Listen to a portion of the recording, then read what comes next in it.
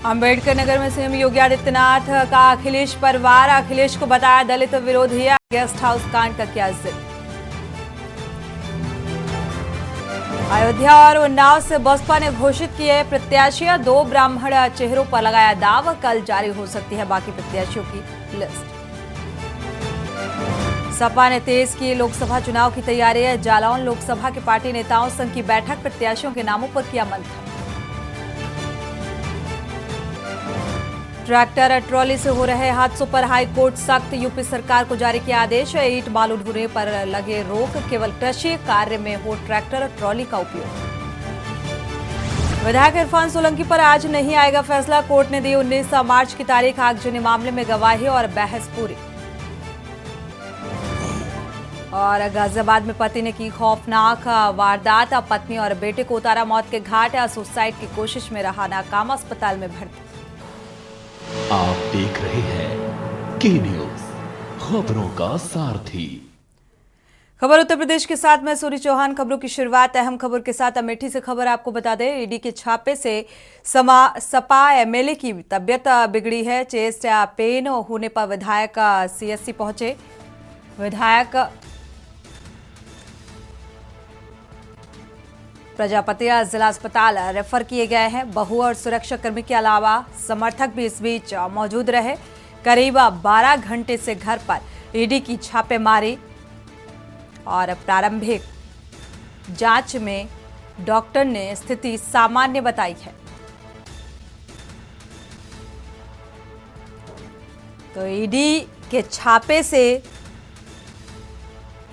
दहशत, जिसके चलते विधायक महाराजी प्रजापति की तबीयत बिगड़ी और अस्पताल पहुंच गए। हालांकि स्थिति सामान्य बताई जा रही है।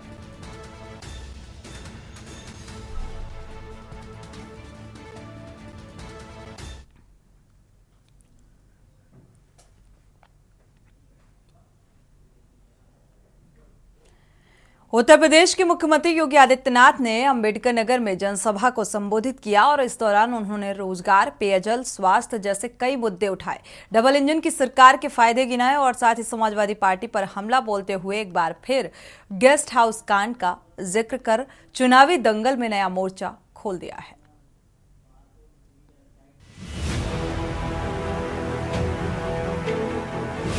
चुनाव चाहे विधानसभा का हो या फिर लोकसभा का, देश की सियासत में दलित के बगैर कोई सियासी दल एक कदम आगे नहीं चल सकता।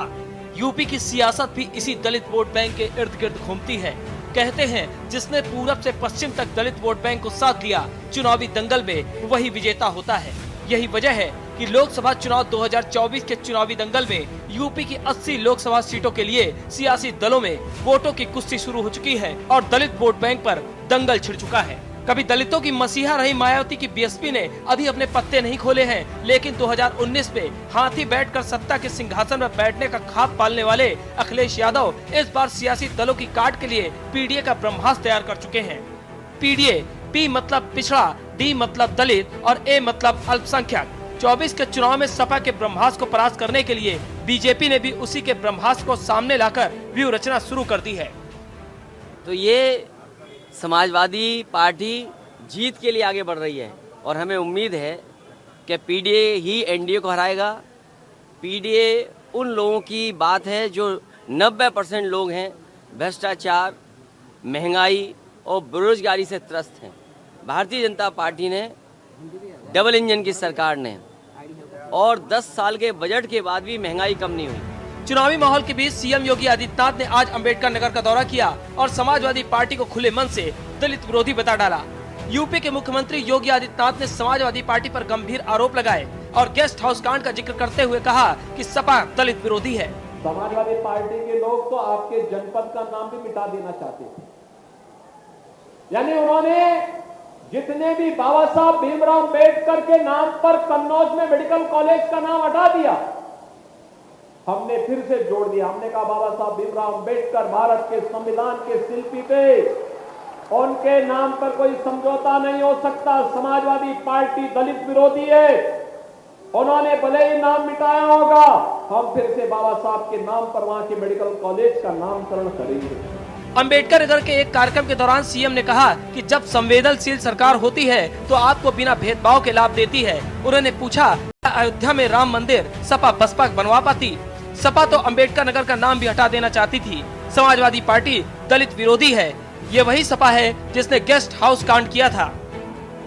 ये वही समाजवादी पार्टी है जिसने गेस्ट हाउस का कांड भी करवाया था और दलित महापुरुषों के नाम पर बने हुए स्मारकों को इसने वहां से हटाने के लिए उस समय आह्वान किया था।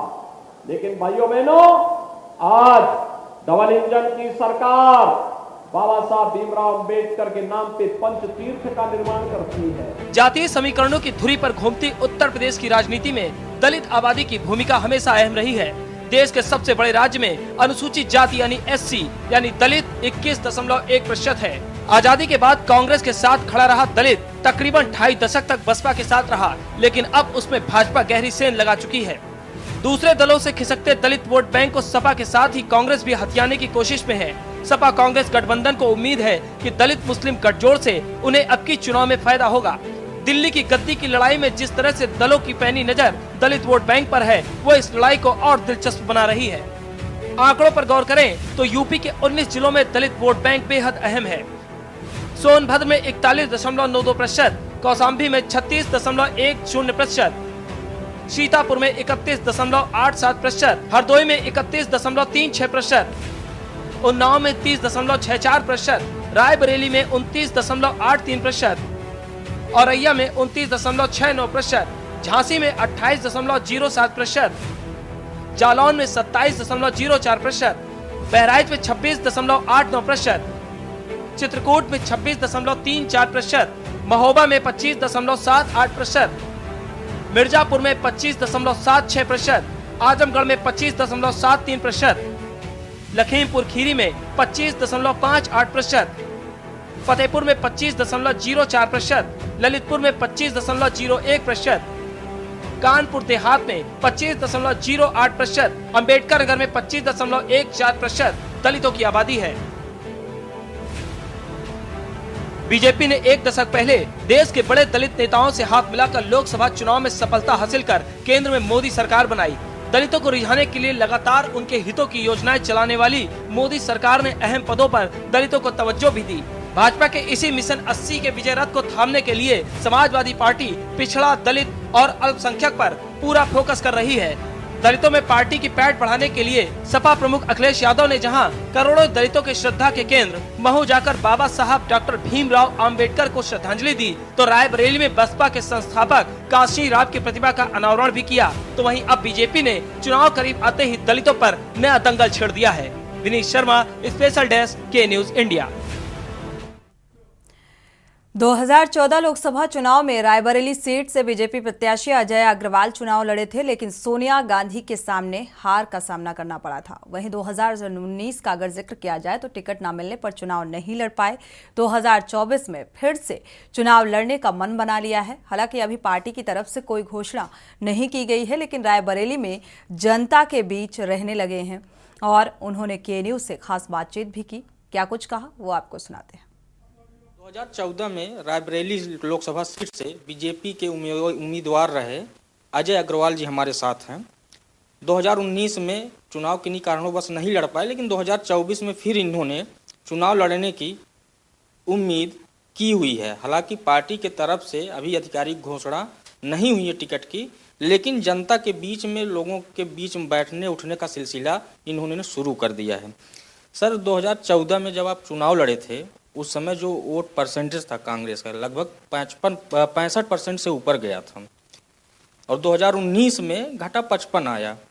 तो क्या अब 2024 में उम्मीद की जाए, क्योंकि अब प्रत्याशी भी वहां बदल गए हैं और आप वहां फिर से लड़ने जा रहे हैं, तैयारी कर रहे हैं। हालांकि पार्टी अगर टिकट देती है तो आप चुनाव वहां मजबूती से लड़ने वाले हैं, तो क्या मार्जिन रहेगी सर इस बार?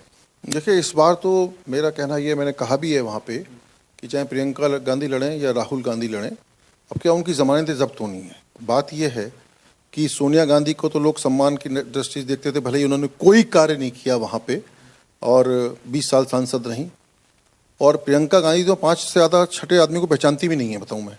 20 साल उनकी माताश्री वहाँ पे रहीं सांसद और चुनाव प्रचार में आती भी थीं, किसी से वो मिलती नहीं। अभी वहाँ के कांग्रेस के नेता कुछ गए थे दिल्ली, ये कहने के लिए आप लड़िए, तो उनसे तक नहीं मिली। तो ये तो स्थिति है, ये उन लोगों की हैसियत है, जो उनके कार्यकर्ता हैं, जो उनके पार्टी के जिला अध्यक्ष हैं, उनकी हैसियत है, वो मिल नहीं सकते। तो कोई उनको चुनाव लड़ाने वाला नहीं है, कोई जनता समझ चुकी है, काट की हांडी कई बार चढ़ चुकी, अब की बार चढ़ने वाली है नहीं, क्योंकि अब की डबल इंजन की सरकार है। केंद्र ने और प्रदेश ने इतनी योजनाएं दी हैं, इतना कार्य किया है वहाँ क्षेत्र में, कोई भेदभाव नहीं किया। एम्स जो है, जो खड़ा हुआ है आज, जहाँ 2000 पेशेंट डेली आ रहे हैं और बिल्कुल अंतर्राष्ट्रीय स्तर का एम्स बन गया है, वो केवल भाजपा की देन है। नहीं तो इन लोगों ने केवल 2009 में घोषणा की थी और 2014 में जाते जाते सिर्फ आधारशिला लिखी थी। और इनका ये मतलब रहता है कि सिर्फ घोषणा करो, एक कदम आगे बढ़ते रहो, जनता को दो मत, वो ललचाई नज़रों से आपकी तरफ देखता रहे, हमेशा प्यासा रहे, वो भूखा रहे और आपकी तरफ देखता रहे। ये इनका एक मंतव्य रहा है। कभी अपने लोगों को ये नहीं चाहते थे कि ये विकसित हो जाए, ये शिक्षित हो जाए, ये हर तरीके से धनधान्यपूर्ण हो जाए, ताकि अगर वो ये सब हो जाएगा तो उनकी सोचने समझने की शक्ति बढ़ जाएगी, इनके भ्रष्टाचार भी पकड़ने लग जाएंगे वो। तो अब की बार स्थिति बहुत खराब होने वाली है, इन लोगों की जमानतें जब्त होने वाली, इसीलिए तय नहीं कर पा रहे हो कि कौन लड़ेगा। सोनिया जी पहले ही जा चुकी हैं, छोड़ के क्षेत्र को छोड़ के जा चुकी हैं, और ये बहाना लेके कि मैं बढ़ती उम्र और स्वास्थ्य, बढ़ती उम्र का स्वास्थ्य था तो वैसे फिर उन्हें जाना ही था संसद में, क्योंकि यहाँ भी सिर्फ वो पर्चा भरने आती थी, उसके बाद आती नहीं थी 5 साल। स्वास्थ्य का कोई मतलब नहीं था, वो केवल यही था कि उनको दिख गया था कि बहुत शर्मनाक हार होने वाली है, और इस कारण से वो छोड़ के गई। और इन लोगों की भी हिम्मत नहीं पड़ रही है, और ये आ भी जाएँ, हिम्मत करके आगे आ भी जाएँ तो भी इनकी जमानतें जब्त होनी है, चाहे 24 घंटे वहाँ पे क्षेत्र में पड़े रहें। तो सर, जो कांग्रेस का जो तिलिस्म है, क्योंकि अमेठी और रायबरेली गढ़ माना जाता है, सुल्तानपुर, जगदीशपुर में इन्होंने एयरपोर्ट वगैरह कई विकास योजनाएं भी की है, और रायबरेली अमेठी की जो लोग थे उनको भी वीआईपी ट्रीटमेंट भी लोग कांग्रेस सरकार में लोग बताते थे कि मिलता था। तो इस बार जो है वो तिलिस्म जो कांग्रेस का वहाँ जो जनाधार जो है उसको आप कैसे तोड़ पाएंगे? देखिए, वो ट्रीटमेंट जो कह रहे हैं वीवीआईपी, वो ट्रीटमेंट ही मिलता था उनको, इलाज हो जाता था उनका कुछ लोगों का, वहाँ जाते थे दिल्ली, बाकी और कुछ नहीं मिलता था। तो वो उससे ज़्यादा इलाज हम वहीं पे करा रहे हैं रायबरेली में ही, 2000 पेशेंट्स का। और वो जो ये जो एम्स का जो मामला था, क्योंकि एम्स जब इन्होंने घोषणा की थी, कुछ कार्य नहीं किया था 2014 में जब सरकार आई, तो उस वक्त अधिकारियों ने एम्स की प्रोजेक्ट को बंद कर दिया था। वास्तविकता ये है कि उन्होंने वहाँ ज़रूरत नहीं है, लगे SGPGI बराबर में। और मैं खुद जाके, हर्षवर्धन जी मंत्री थे, स्वास्थ्य मंत्री थी, डॉक्टर हर्षवर्धन थे, फिर जगत नड्डा जी रहे, मैंने कहा नहीं, ये चलना चाहिए। मैंने चिट्ठियाँ दी, मेरे पास चिट्ठियाँ रखी, उनकी आयु की नहीं, हम कार्य कर रहे हैं, हमने ये भेज दिया, करवा रहे हैं, और वो काम हम लोगों ने करवाया, और कोई भेदभाव ना करते हुए एम्स को खड़ा किया। वहाँ पे घोषणा इनके लिए हमने खड़ा किया और वहाँ पे चला रहे हैं। तो इसलिए सबको पता है कि किसने कार्य किया। इस रेल पहिया कारखाना वहाँ पे केवल घोषणा की थी, 2200 करोड़ रुपए लगा के भारतीय जनता पार्टी सरकार ने उसको चलाया है, और आज हम एक्सपोर्ट करने जा रहे हैं वहाँ पहिया। ऐसी रेल कोच में कोई काम नहीं हुआ था, बन के खड़ा हुआ था, केवल पुताई होती थी डब्बों की, वहाँ के कपूरथला से बन के आते थे डब्बे बनाना इस सरकार ने शुरू किया, काम वहाँ पे शुरू किया। ये लोग काम करते ही नहीं थे, काम चाहते ही नहीं थे करना, कुछ बढ़ाना नहीं चाहते थे। ऐसी ITI ऐसे मृत पड़ा हुआ है, ITI को भी हम जीवित कर रहे हैं। ITI में बहुत वृहद योजना बना के देने वाले हैं चुनाव को तुरंत बाद, बल्कि मंत्री जी ने हमसे ही कहा कि आप बना के दीजिए। वहाँ पे बहुत बड़ा कितने एकड़ का 350 से ऊपर एकड़ का बहुत बड़ा कैंपस है, और वहाँ बहुत सी इंडस्ट्री लगेगी। आप आगे आने वाले समय बहुत डेवलप होगा। और हमने तो ये कहा है कि हम इसको रायबरेली को नोएडा की तर्ज पे डेवलप करेंगे, जो नाम इसका जैसे पूरे देश विदेश में जाना जाता है कि भाई बहुत VIP कॉन्स्टिट्यूंसी है, प्रधानमंत्री वगैरह आते थे यहाँ से, तो इसको वास्तव में एक विकसित कॉन्स्टिट्यूंसी बनाएंगे, विकसित क्षेत्र बनाएंगे, और नोएडा की तर्ज पे इसको विकसित करेंगे। तो सर, लेकिन इस बार तो कांग्रेस और समाजवादी पार्टी का गठबंधन उत्तर प्रदेश में है, तो उस भी नेक्सस को आप किस तरह से? रायबरेली की तो हमेशा गठबंधन रहता है हर बार, क्योंकि वहाँ पे समाजवादी पार्टी कभी भी वो कैंडिडेट उतारती नहीं है अपना, और सपोर्ट करती है कांग्रेस को। तो वो गठबंधन तो जब नहीं भी होता तो रायबरेली और अमेठी के लिए रहता है इनका गठबंधन, तो उससे कोई फर्क पड़ने वाला नहीं है, कुछ भी फर्क नहीं पड़ा। बल्कि जो अगर जो कोई वोट बैंक कहलाता है इनका समाजवादी पार्टी का, तो वो भी सारा बीजेपी को ही देगा, सारा 100% वोट, कोई वोट इनको मिलने वाला नहीं है। तो ये हमारे साथ अजय अग्रवाल जी थे, जो इस बार अगर बीजेपी चाहेगी तो 2024 का इलेक्शन रायबरेली से फिर लड़ेंगे। वीडियो जर्नलिस्ट आदित्य के साथ कौशलेंद्र उपाध्याय, के न्यूज, लखनऊ। वक्त एक छोटे से ब्रेक का, लौटेंगे जल्द। ब्रेक से वापस आ रहे हैं, रुक करते हैं खबरों का। खबर चंदौली से है, जहां स्थानीय सांसद महेंद्र नाथ पांडे ने 631 छोटी बड़ी परियोजनाओं का लोकार्पण और शिलान्यास किया। लगभग 180 करोड़ रुपए की लागत की परियोजनाओं का जनपद को तोहफा दिया है। और आपको बता दें कि लंबे समय से राहगीरों के लिए नासूर बनी पंडित दीनदयाल उपाध्याय नगर चहनिया मार्ग का भी शिलान्यास किया गया। और कार्यक्रम के दौरान केजरीवाल के पाकिस्तानियों को नागरिकता देने के सवाल पर केंद्रीय मंत्री ने निशाना साधते हुए कहा है कि केजरीवाल की समझ कम है, उनका बयान निरर्थक है और बंटवारे की शर्तों में पड़ोसी राज्यों के अल्पसंख्यकों को नागरिकता देने का जिक्र किया गया है। संविधान के नियमों के अनुसार सभी राज्यों को सीएए लागू करना पड़ेगा। और जहां स्थानीय सांसद महेंद्र नाथ पांडे ने 631 छोटी बड़ी परियोजनाओं का लोकार्पण किया। भारी मतों से मुझे आशीर्वाद देकर के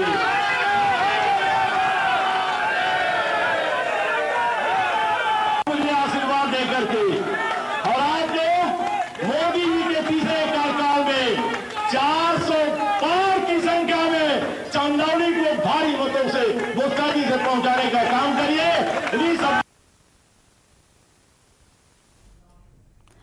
बढ़ते आगे खबर कानपुर से है, जहां पशुधन एवं दुग्ध विकास मंत्री धर्मपाल सिंह दौरे पर पहुंचे। उन्होंने सर्किट हाउस में समीक्षा बैठक कर कई कार्यों को लेकर दिशा निर्देशित किया। मीडिया से बातचीत करते हुए मंत्री धर्मपाल सिंह ने कहा कि उत्तर प्रदेश में किसान की आय दोगुनी हो और इसके लिए पीएम मोदी और सीएम योगी की सरकार पूरा काम कर रही है। किसान की आय दोगुनी खेती के अलावा पशुपालन से भी हो सकती है और इसी के लिए लगातार उत्तर प्रदेश के जिलों में भ्रमण कर समीक्षा बैठक की जा रही है। और आज की बैठक का मुख्य उद्देश्य था कि नस्ल सुधार को लेकर, क्योंकि देसी गाय का दूध अमृत समान होता है, लेकिन देसी गाय दूध कम देती है और इसीलिए नस्ल सुधार की समीक्षा बैठक करके सभी को दिशा निर्देशित किया गया।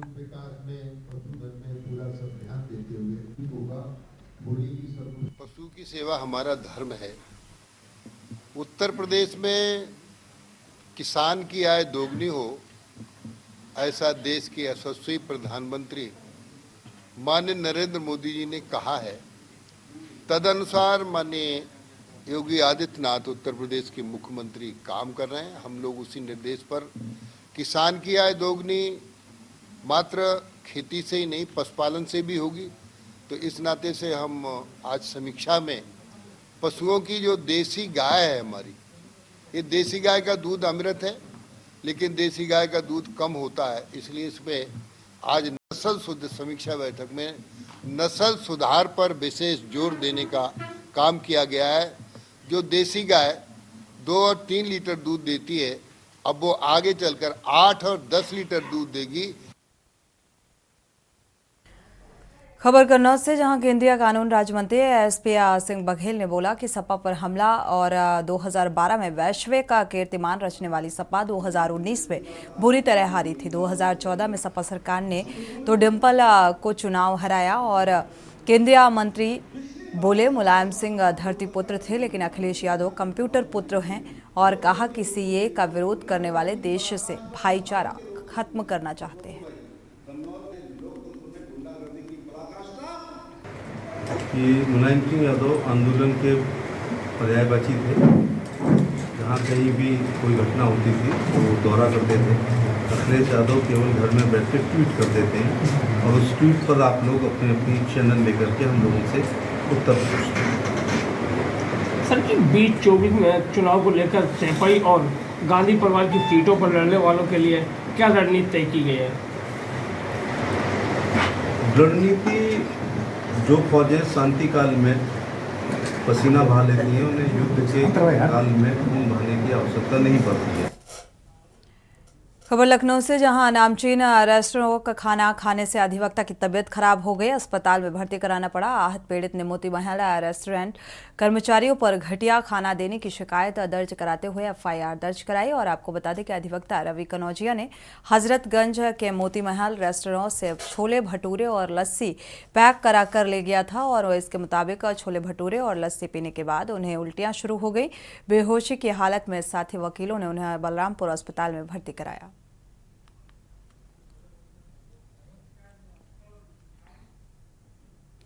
लखनऊ में 15 साल की नाबालिग लड़की के साथ नाना, भाई, पिता और रिश्तेदारों ने रेप किया।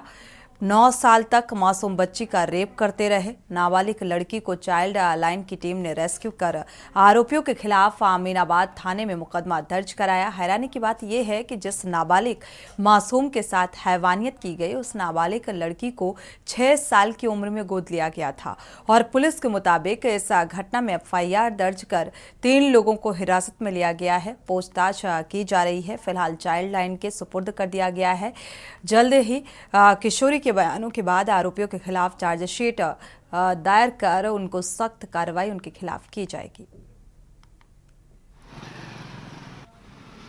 मेरे साथ ये 8 साल से हो रहा था। मतलब मैं जब 9 साल की थी तब मुझे फील हो रहा था कि मेरे से कुछ गलत हो रहा है, तो मैंने अपनी अम्मा को इसके बारे में बताया था। ओके, फिर आप संपर्क में कैसे आई थी? आपने कैसे संपर्क किया? फोन नंबर वगैरह कैसे लिया? एडवोकेट से जी। उन जो जिन्होंने मेरे साथ करा था उनके फोन से उनका नंबर निकाला था, अपने पे फॉरवर्ड करके तब उनसे कांटेक्ट में आए थे। कितने लोग लगभग इसमें शामिल थे जो लोग गलत कर रहे थे? इसमें मोइन, अमीन, सुमैया, अरशद, आमिर जी और उनकी मोइन की वाइफ। ये मुझे परसों शाम को ऐसी खबर मिली कि एक लड़की है जिसको कि बंधक बनाया गया है और ये सूचना उस लड़की ने ही दी कि मेरे साथ ऐसा ऐसा हो रहा है। इसमें एक अमीनाबाद थाना क्षेत्र में एक बच्ची है 14-15 वर्षीय, उसके द्वारा अवगत कराया गया कि उसके साथ जो उसके अडॉप्टेड पेरेंट्स हैं उनके साथ रहती थी ये, और उनके जो अडॉप्टेड पेरेंट्स माँ की जो पिताजी थे और चाचा थे, उनके द्वारा इनका सेक्सुअल एक्सप्लॉयटेशन किया गया है। इसके संबंध में हमने मुकदमा पंजीकृत कर लिया है। जो बच्ची है साक्षी फाउंडेशन की हेल्प से उसको रेस्क्यू किया गया है। उनको चाइल्ड वेलफेयर कमेटी के सामने प्रस्तुत भी किया गया है। जो भी वैधानिक कार्रवाई इसमें की जानी है वो अब प्रक्रियाधीन है। इसी के साथ बुलेटिन में फिलहाल बस इतना ही। आगे खबरों के लिए आप देखते रहिए K News India।